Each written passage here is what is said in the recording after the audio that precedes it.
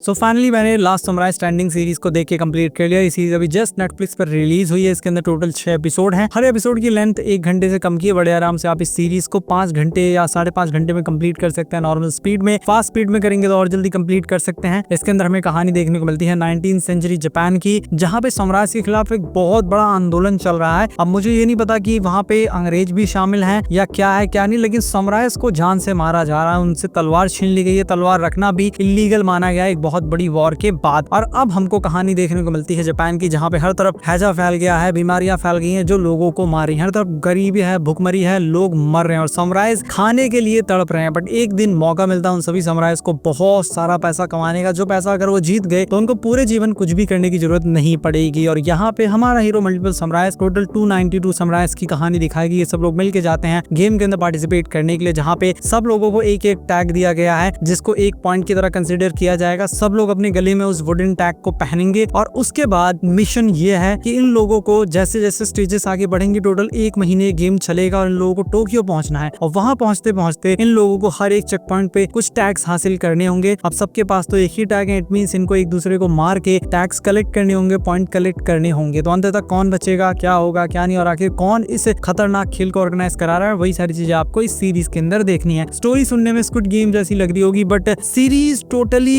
Squid game जैसी नहीं लगती मुझे। इनिशियली मुझे लगा था, लेकिन एंड तक पहुंचते पहुंचते लगा कि ये सीरीज स्क्विड गेम जैसी नहीं है। और हाँ, ये पार्ट 1 है, इसका पार्ट 2 भी आएगा। अभी स्टोरी को आधा ही इसके अंदर छोड़ दिया गया है, बाकी की स्टोरी को सीजन 2 के अंदर कंप्लीट किया जाएगा। जहाँ पे मैंने ये क्यों कहा कि ये स्क्विड गेम की तरह नहीं लगता, इसलिए नहीं लगता कि स्क्विड गेम के अंदर हमको मल्टीपल गेम्स देखने को मिलते हैं हर एक एपिसोड के अंदर, लेकिन इसके अंदर कोई गेम देखने को नहीं मिलता। इसके अंदर सिंपल सा खेल है, एक दूसरे को मारो और जीतो, सिंपल। ये एक सर्वाइवल गेम की तरह है कि कौन जीतेगा कौन मरेगा, इस तरीके का ये कुछ खेल है। जहाँ पे एक्शन सीन्स इस सीरीज के जबरदस्त हैं, वो आपने ट्रेलर में भी देखा होगा। और खास तौर पे स्वॉर्ड वाले सीन्स और तीर धनुष वाले सीन्स वो काफी कमाल के। मेजॉरिटी स्वॉर्ड वाले सीन्स हैं, उसके बाद बंदूक है, उसके बाद तीर धनुष है। जितने भी सीन्स हैं काफी अच्छी तरीके से उनको कोरियोग्राफ किया गया। और इस सीरीज के जो मेन एक्टर हैं, वो इस सीरीज के मेन एक्टर तो हैं ही, साथ में वो स्टंट कोरियोग्राफर भी हैं, एक्शन कोरियोग्राफर भी हैं, साथ ही में वो इस सीरीज के प्रोड्यूसर भी हैं। तो एक्शन उन्होंने बहुत अच्छी तरीके से कोरियोग्राफ किए हैं, जो देखने में बहुत ज्यादा अच्छा लगता है। जितने भी सीन्स हैं और ब्रूटैलिटी इस सीरीज के अंदर भर भर के दिखाई गई है। इस सीरीज के अंदर इनिशियल एपिसोड के अंदर एक सीन आएगा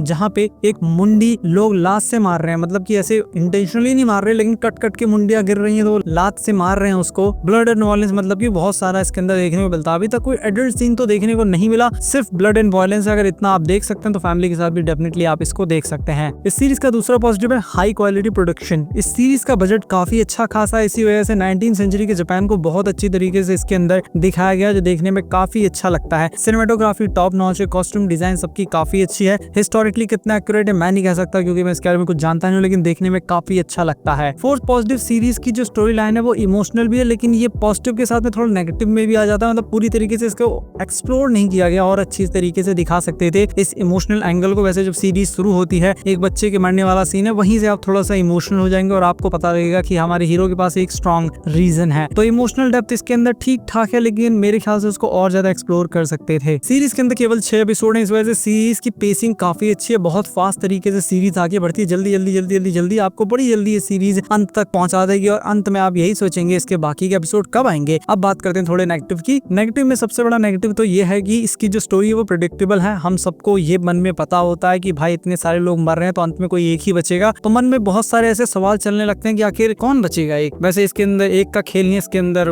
वैसे बता दिया गया कितने लोग बचेंगे अंत तक, लेकिन फिर भी स्टोरी थोड़ी सी प्रेडिक्टेबल लगती है। और प्रेडिक्टेबल स्टोरी होने की वजह से इंटरेस्ट इतना ज्यादा बन नहीं पाता। स्क्विड गेम के अंदर क्या था, हर एक एपिसोड के अंदर अलग गेम है। अरे अंत में हमको ये तो पता है कि चलो एक इंसान बचेगा, ये लोग मरेंगे, लेकिन हम गेम के बारे में कुछ नहीं जानते। लेकिन इसके अंदर कोई गेम नहीं है, सिर्फ लोगों को मारना है, आगे बढ़ना है, मारना आगे बढ़ना है, जिसकी वजह से थोड़ा सा प्रेडिक्टेबिलिटी का इशू हो जाता है। वैसे इसके अंदर एक मिस्ट्री को भी सॉल्व करना चाहते हैं कि आखिर ये लोग हैं कौन, ये लोग कैसे इतने सारे गेम ऑर्गेनाइज करा रहे हैं, इनका मोटिव क्या है, उसके ऊपर भी ध्यान दिया गया। लेकिन उसके बाद भी प्रेडिक्टेबिलिटी का इशू तो है। साथ में एक और नेगेटिव ये है कि इसके अंदर आपको कैरेक्टर डेप्थ इतनी ज्यादा देखने को नहीं मिलेगी। कुछ कैरेक्टर से आप इमोशनली कनेक्ट हो जाते हैं, लेकिन कुछ ही से कनेक्ट होते हैं। बाकी सब कैरेक्टर्स के बारे में कुछ बताया ही नहीं गया, जिसकी वजह से हम इमोशनली बहुत कम कैरेक्टर से कनेक्टेड फील करते हैं। जब सीरीज शुरू हुई थी तब हम अपने हीरो से कनेक्टेड फील कर रहे थे और अंत तक भी थोड़ा उससे फील करते हैं, लेकिन बाकी लोग मर जाए हमको क्या फर्क पड़ता है। तो इमोशनली हम इतना किसी से कनेक्टेड फील नहीं करते। लेकिन on the other hand squid game के अंदर हम मल्टीपल कैरेक्टर्स के लिए सिंपैथी फील करते हैं कि कहीं उनको कुछ हो ना जाए। तो इस सीरीज के अंदर अगर मैं ओवरऑल कुछ कमियों की बात करूं तो सीरीज देखने से पहले मेरा इंटेंशन है, जितने भी लोग हैं उनका इंटेंशन यही होगा कि आखिर ये लोग वहां पहुंचेंगे कैसे, और मन में स्क्विड गेम जैसी एक्सपेक्टेशन होगी। लेकिन ये सीरीज